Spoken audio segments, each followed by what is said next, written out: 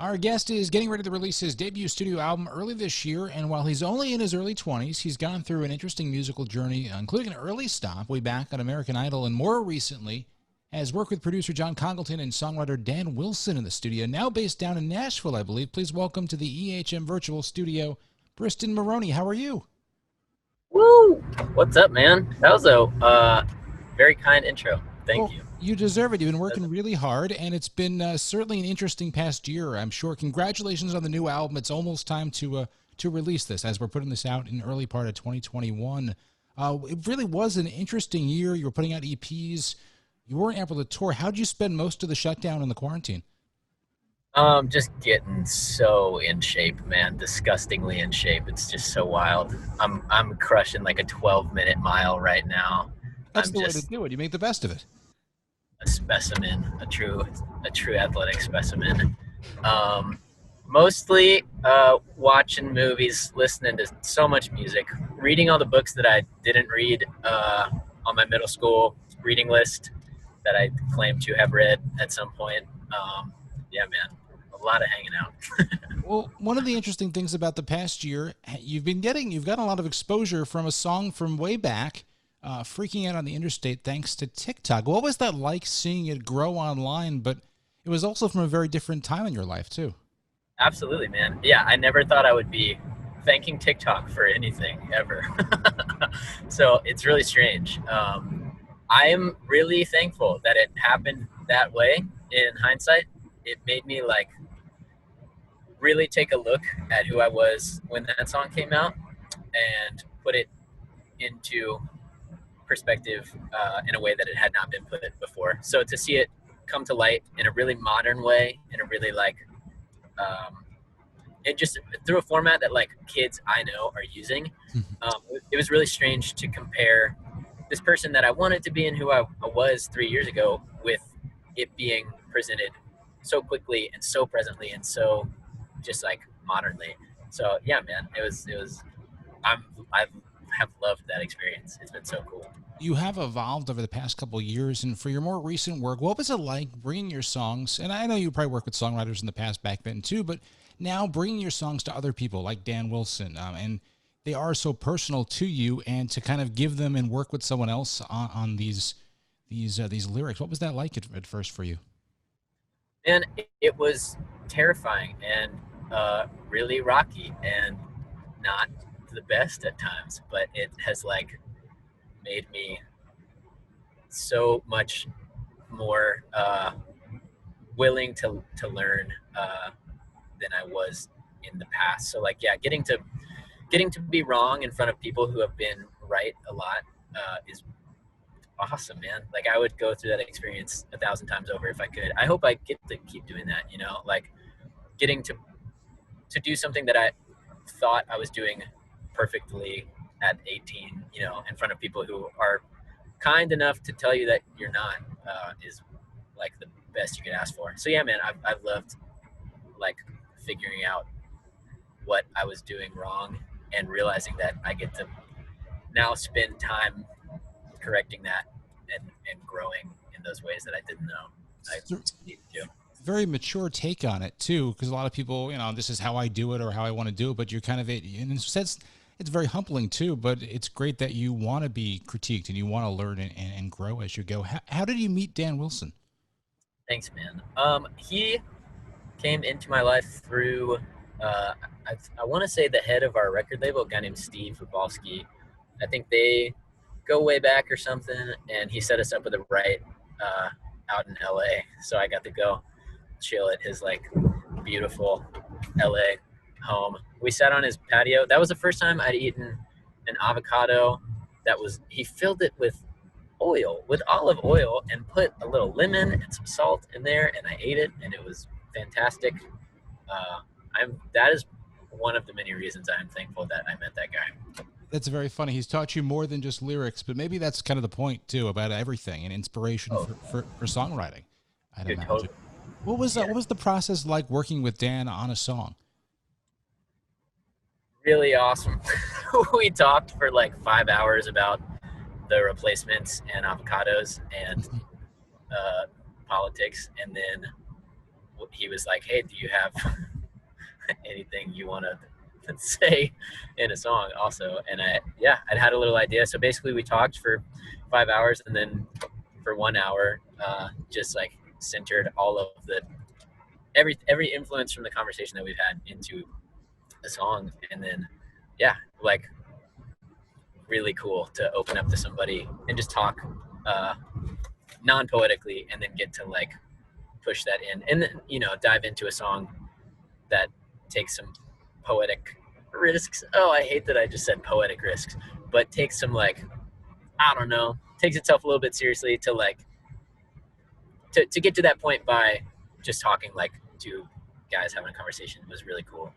Well, that's interesting because it sounds like Dan's got a process too for when he works with new songwriters and new artists, and kind of gets to know them and kind of sees how they tick, and then uses that. And then when you get in the studio with them, which is very cool. I know he co-wrote Deep Sea Diver with you, and the song Freeway is also out too. You've done some really creative things with these videos. One, you can clearly tell, and I think when we'll look back at all these things from this time when we have to be outside if we're doing stuff, but really nice job with the videos. How did those all come together for the couple tracks? I know you worked with one of your longtime friends on them. Absolutely, man. Yeah, thanks for watching them. My buddy Joey, he's like my best friend, directed all those. And so most of the stuff for the Freeway video and a lot of the upcoming videos, we took this crazy road trip that was basically just like taking social distancing and like avoiding people to a new extreme, to where we like road tripped up to Maine for 10 days and just like went places where no one else was to shoot stuff. And so like it all kind of assembled over this ridiculous 10-day trip that I like remember so little of because we slept for 45 minutes the whole time. But just really leaning into like the absurdity of what this year is, like just really embracing the fact that nothing is how it has been probably for the first chapter of our lives, and just letting that kind of be captured without pushing it too hard. I think life is weird enough right now that we didn't have to do anything super crazy for it to come off, capturing like what it was.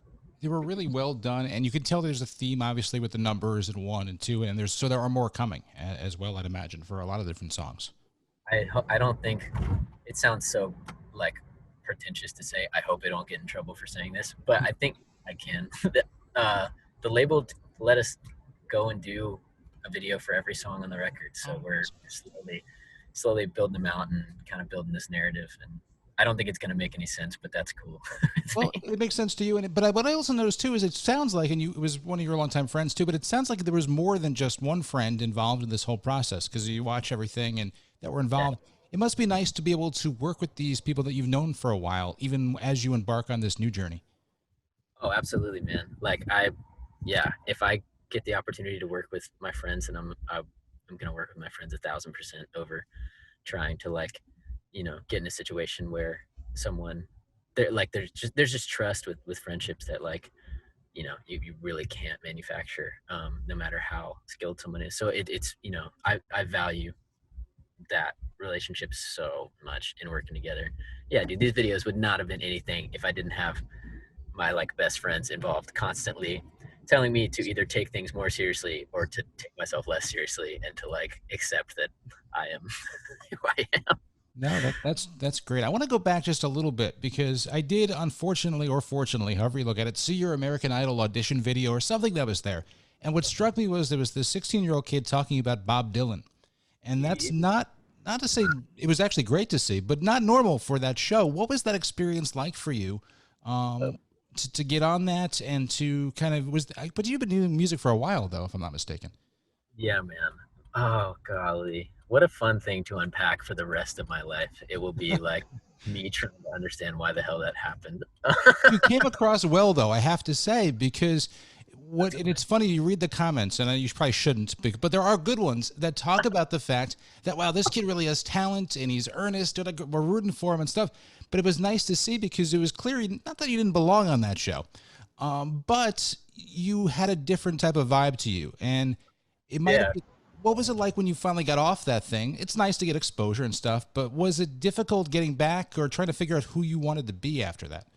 Oh, I think I got pretty lucky. I think I got home and was more just pissed that I had to go back to school. I didn't have too major of an identity crisis because of that. My identity crisis at that age was just because I was 16 and dealing with just everything. It was just an experience and a good. What'd you learn from it? That I certainly what I did not want to Wow. be. Not like to insult anyone who had. No, not at all. Everyone has their path.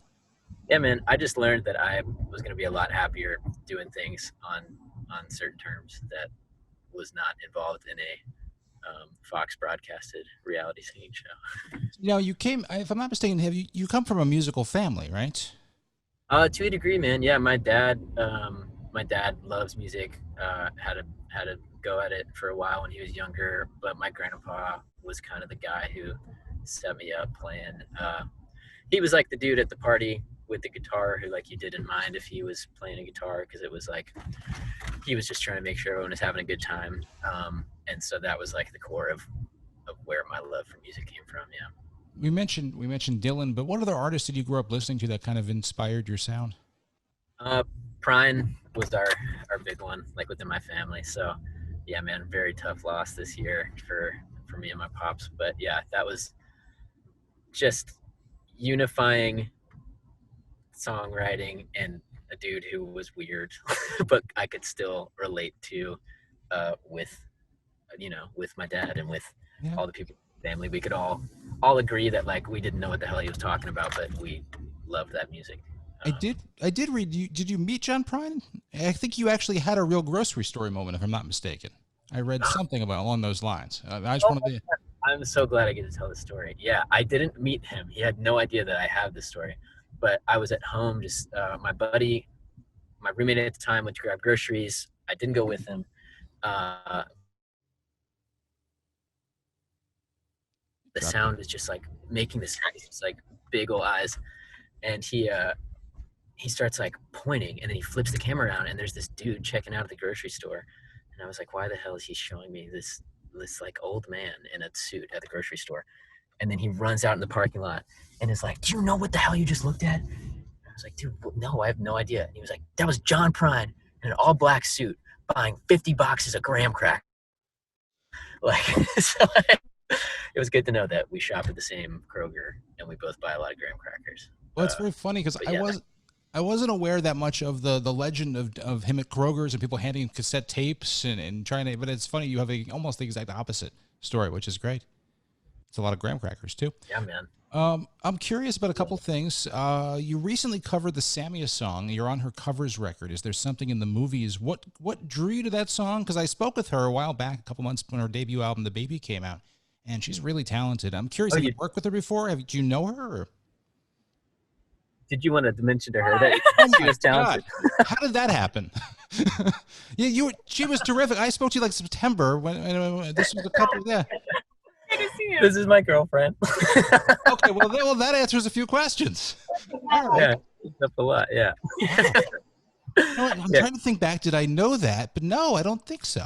But we kept a really low profile. We wanted to stay out of the tabloids for sure. Of course. So all right. So now it all makes sense. Well, you did a great job with it. Thank you very much. That's wonderful. That's very funny. The odds of that one. Well, when does that come out? Or I guess we're going to air this in the early part of it's been out now for it. So what drew you, obviously, to that song? So Sam presented the opportunity for me to sing on that record, and she gave me a couple different songs, and there were so many that I just knew that I could not do justice because she has this ability to sing and twist words and do all these crazy things that I would never try to walk on. But she offered me a chance to do movies, and I just love how much of a story that song is. And I felt like I had the best chance of maybe trying to showcase how good that song is by keeping it simple and just like retelling the story. So yeah, man, I love the original, and it was really cool to get to give that a stab. Well, we did a great job with it, and we're such big fans at EHM with that album and her as well in the EHM New Music Band for the past year. So we lost you there a little bit, but good to get you back here. Final thing I wanted to ask you about the new record. That's very funny. what goes through your mind? What are the odds of that? As you're about to release your major label studio album, what's kind of the thought process that you have as you're trying to get this out there for everyone? Well, today I'm happy about it. I feel good. I'm excited, you know, and I'm sure if we would talk 12 hours from now, I'd be having a complete breakdown about how I thought it was going to fail and it was a joke and like, you know, so it's very day to day. I'm sure a lot of people have that experience, but right now, man, I'm just thankful to have like, I just was telling a friend, like, I'm really thankful to have gotten to a point now where I'm just ready. I can listen back to it and know what I wish I would have done differently on the record and not hate it. And I am really thankful that we captured where I was at that time. And so I'm just, yeah, man, just getting prepped to like, to share that with everybody next year. Hopefully we'll be able to hit the road with the record coming out, you know? And so as things start to normalize in that capacity. So yeah, man, I'm just trying to be really thankful that we have a record to begin with and just like trying to stay stoked on that, you know? Congratulations. Thank you for your time. Tell Sammy I said hi as well. And we really appreciate looking at both, actually more music in the new year from both of you guys. So thank you so much for everything. Continued success in the new year. And thanks for chatting with us.